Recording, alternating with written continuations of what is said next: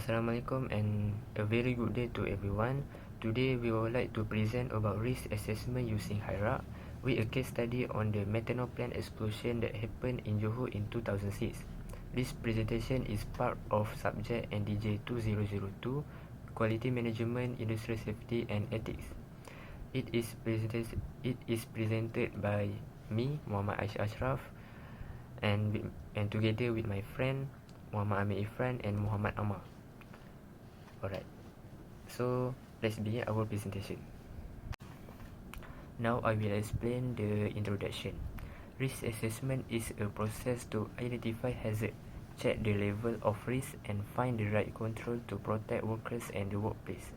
In industries, especially chemical industries, with risk management can cause serious accidents. The HIRA method, which means hazard identification, risk assessment and risk control, is an important tool in safety and health. This method helps to detect hazard and measure how likely and how severe they are, and then decide suitable control. In this study, our objective is analyze the methanol plant explosion in Johor in 2006 using HIRA method. The purpose is to understand the causes, check the risks and suggest ways to prevent the same accident in the future. Now let's move to the incident description. Our case study is about the methanol plant explosion that happened in Johor, Malaysia in 2006.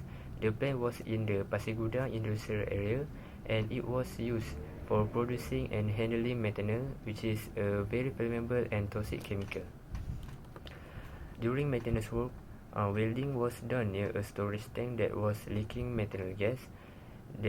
The gas spread into the air and spark from the welding ignited it. This causes a big explosion and fire. Because of this, 3 workers died and 2 others were badly injured. The explosion also causes serious damage to the plant. Investigation later found some causes such as no valid hot work permit, weak gas detection and poor safety practice. Hierarchy analysis. From the hierarchy analysis, several major hazards were discovered. The first activity was welding near a methanol tank. It could cause sparks from welding activities, ignite methanol vapor leaking from the storage tank. The possible consequences were the major explosions, fire outbreak, multiple facilities, and serious plant damage. The existing control was there is worker use basic PPE, fire extinguisher. The likelihood level was 4, the severity level was 5, and the risk level was 20. The additional control that could be added is enforce hot work permit, conduct gas testing before welding, install explosion-proof ventilations. The PIC was a safety officer at the time was immediate. The second activity is methanol tank leak. The causes leaks from the methanol tank release flammable and toxic vapor into a workplace. The possible consequences were the inhalation injuries, poisoning, fire, or explosion with several facilities and property loss. The existing controls there is routine visual inspections only. The likelihood level is 3, the severity level is 5, and the risk level is 15. The additional control that could be added is install gas detector with alarm, use double-walled storage tank, implement preventive maintenance program. The PIC was at maintenance depth. The timeline was 1 month. The third activity was methanol transfer. It causes static discharge or spill during transfer of methanol. The possible consequences was workers' burns, toxic vapor, exposure, and potential small or large fire.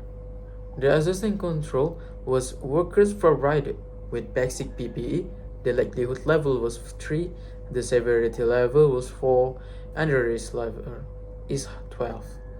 The additional control that could be added is apply bonding and grounding, use explosion-proof pump, provide flame-resistant clothing, respirator, and skill kits. The PIC was at process engineer. The timeline was 2 weeks. The fourth activities was lack of SOP and training. The causes: workers not give proper SOPs and adequate training in chemical handling. Unsafe work practice, high incidence probability, legal non-complement. The existing control was occasional toolbox talks only. The likelihood level is 3, the severity level is 4, the risk level is 12.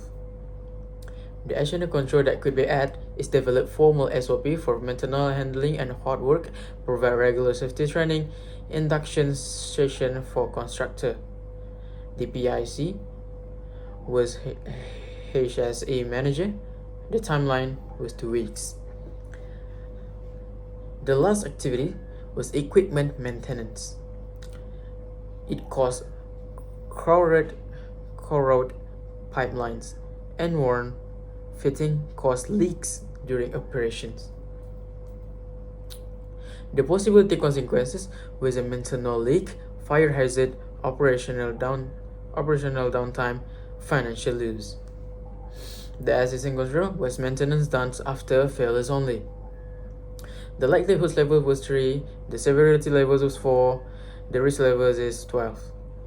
The additional control that could be added is implement and preventive and predictive maintenance, schedule inspections, replace aging infrastructures, and maintain inspection logbook. The PIC was maintained ahead, and the timeline is 1 month.